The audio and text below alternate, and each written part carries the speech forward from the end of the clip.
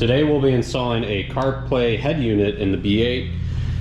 This is a touchscreen unit with some replacement trim panels here and the wiring. So install looks pretty simple. Looks like you just pry up on all the trim pieces here.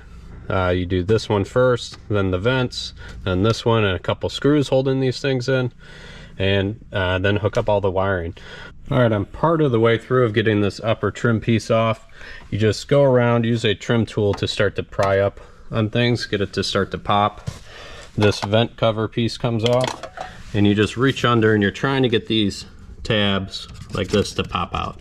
Takes a good bit of force, but so far I don't think I've broken any clips. So just keep going around and pulling on this thing.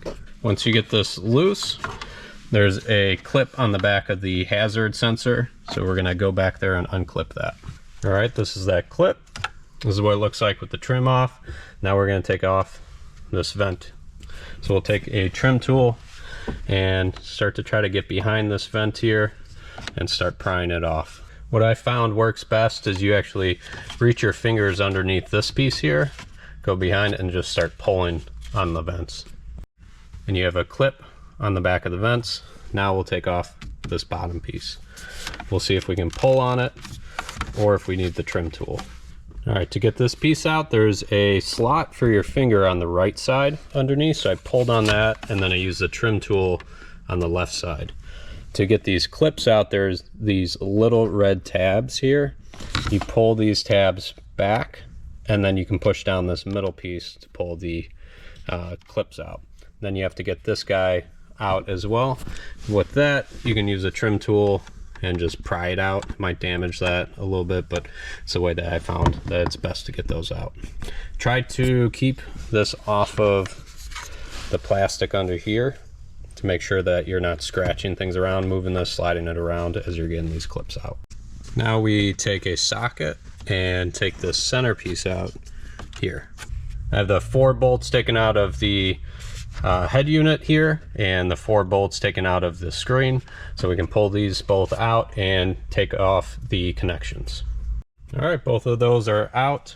You have a big connection on the back of the head unit with a little lever that you pull up and then you can pull that out. The other connections, you have this metal one that has a tab on the side, just wiggle it out. This green one, you have a tab on the bottom that you press in. And this white one, you also have a tab on the bottom that you press in. These are a little bit difficult to get out, so push that tab in, start wiggling them, and eventually they'll come out. On the screen, you just have one connection, similar one down here that has a tab on the side, and you just wiggle it out. All right, this is where it gets a little bit tricky. We have to run the aux cable from this box here to the head unit, and to do that, one way is to get this glove box out. Now, if you have this unit in your glove box, you'll actually need these special tools that don't come with this. I was just lucky that I had these from a previous project, so I was able to pull this out. There's a bolt for the glove box behind this thing, so you're not able to get the glove box out unless you pull this out. The other bolts are all easy to get to. You have a few up here, going from this way to here, one diagonal here, one in the back, one on the side, and 2 on the bottom. So those are easy to get to, but the one behind here isn't.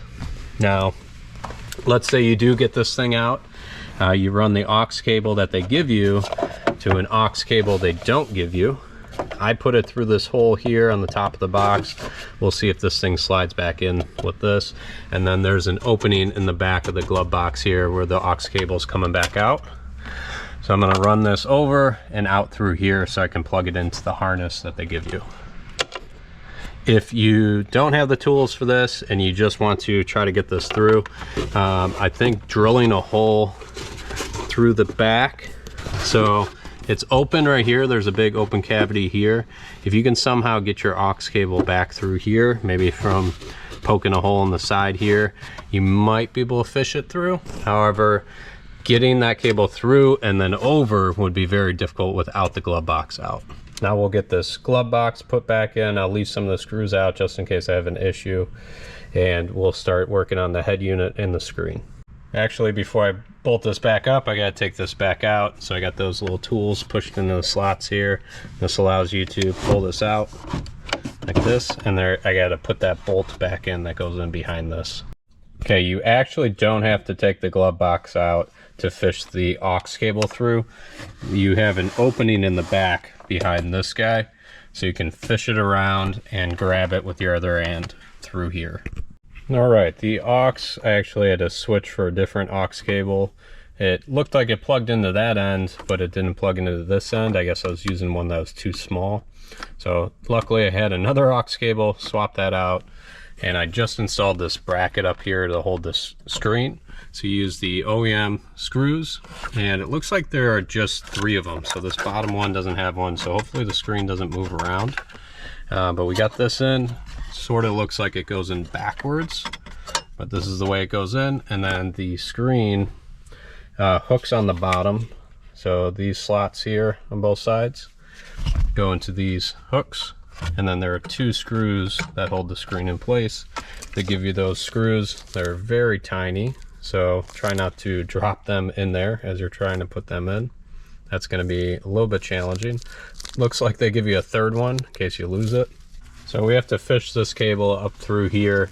Probably should have done this before I put this bracket in, but we're going to try to find an edge here behind these vents to get it up, back, and behind the bracket on one side. Have the power cable going up to the screen here. I fished it back underneath on the left hand side, on the driver's hand side, and up through this hole here, and then put this bracket on using the OEM screws. So this will plug into the new screen, and this will plug into the new screen. I have the other 2 wires running through the inside of this plate here, as there looks like there'll be enough clearance behind the screen and still have these be able to pull out and go where they need to go. Looks like I was wrong with these 2 cables here. I have them now running underneath this bracket here. When you push the screen in, it actually sits pretty close to here, so you can't have these cables running out through the side. All right, you have these very tiny screws up top. They're difficult to work with. You gotta have a small screwdriver like this. Hopefully it's magnetic, so you can have the screw balanced on there and stick it in there. And then there's these small tabs on the bottom. Be hard to see, but these go into grooves. Once you got that all secured, it's pretty good. It's in there pretty good. So we can finish hooking everything back up. Getting the old screen surround out is actually a pain in the butt. So you have to take this whole dash piece here and start to separate this thin trim from around here. It seems like it's glued on.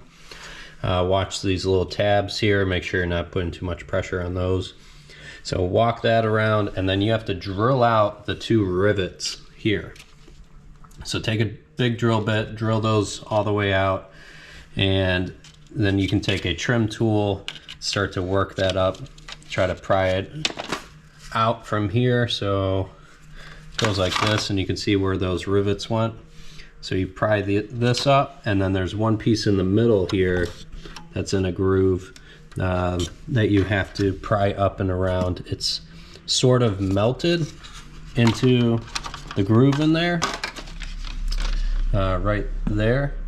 So you have to take a tool and just pry it up. It'll bend it a little bit, and you can work this thing out. Now we need to take the silver piece that I already took off here. Take this silver piece here and put this on the new trim. Go like this, and we'll get this guy back in place here. Had to pop the screen off again, as I believe this cable plugs into the trim piece here, maybe for the microphone that goes on there. So pop the screen off, pull this out to the side, so we can plug this in. So getting this new trim piece that goes around the screen in place is a bit of a pain. I super glued it here. They don't give you screws here.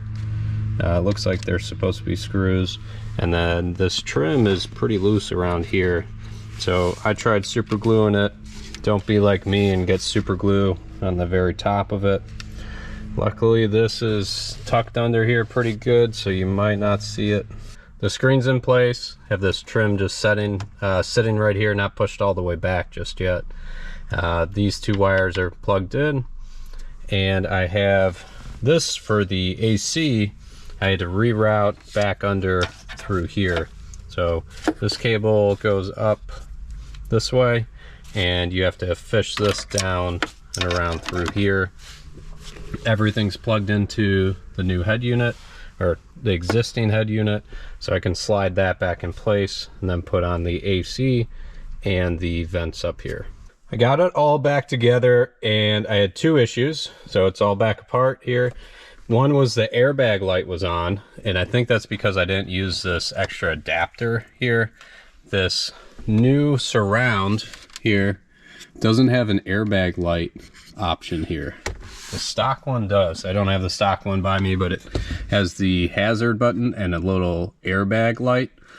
So it needs this adapter to not trigger an airbag warning. I haven't put it all back together to prove that, but we'll see. That's my guess here. I figured out the airbag light issue. They give you an adapter that they don't really talk too much about, but the one end with the writing here that looks like this goes into the wiring harness. The one that says airbag lamp holder interface goes to your OEM switch. So you take this switch out of the plastic housing that it comes in stock, and then you plug this side in to the new one. You can tell by the number of wires here. So 3 wires only go into this one for the hazard switch, and more wires going over here. So this has the airbag light and the hazard switch. Both hazard switches actually work with this setup, but you need this so that it picks up on the airbag light here. So I did that, and then I cleared the airbag light with OBD11, and we're good to go. So I'm going to throw this back together, and we should be good. The other issue was the sound quality was terrible, and I think that's because of the aux cable I was using before. So just grabbed an aux cable from my house. It was, I don't know what was wrong with it, but it resulted in no bass, no mid-range coming out of the speakers. It sounded like it was just playing from the front. So I went to the store, got a new aux cable, just tested it out, and it fixed the problem, thankfully. So we're gonna get this all back together again, and I'll show you guys what it looks like. All right, here's what it looks like. It's very responsive. The touchscreen's pretty good. Click into things, moves quickly.